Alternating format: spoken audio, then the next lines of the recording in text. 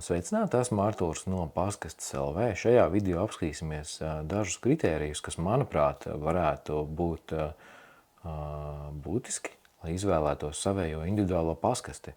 Tad numur 1 kritērijs būtu paskastes dziļums. Mainoties paskastes, dziļums, biezums no sienas, tā pareizāk, tad atkarībā no tā, cik bieži, cik daudz pastu saņemat, tad mēs arī skatāmies, cik biezu paskasti vajag. Principā, ja tu saņem tikai kaut kādas ikdienišķās, iknedēļas reklāmas un ik pa laikam arī iztīri to paskasti, tad pietiek ar 5 cm paskasti. Un, ja tev nāk bieži pasts, vai arī tev nāk kaut kādas biezākas paciņas, tur no Ķīnas, tad iesaku tev izvēlēties jau un skatīties kaut ko uz 10 cm vai biezāku paskasti.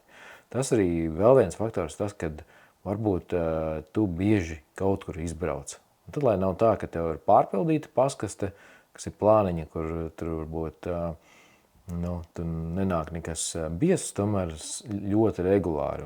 Un ja tu ilgāku laika posmu neesi piekļuvs tai paskastei, tad attiecīgi tas viss pārpildās un arī no malas jau redzams, ka sen neviens tur nav bijis.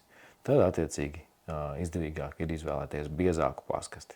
Vajadzētu ņemt vērā arī to, kurā vietā tiek plānots likt paskastīti. Jo biezāka paskaste būs, jo viņi izskatīsies masīvāk. Un tas nozīmē, ka ja jūs pieliksiet savu paskasti pie, kaut kāda sieta tipa žoga, un tā būs, piemēram, kā šeit Blackline sērijas paskaste, kas ir 14 cm bieza, tad viņa izskatās ļoti, ļoti masīvi. Šāda biezuma paskastes es noteikti ieteiktu likt vai nu pie betona stabiņiem, vai nu pie sienas, vai nu koka žoks. Tādās vietās, kur paskaste nav masīvākais elements.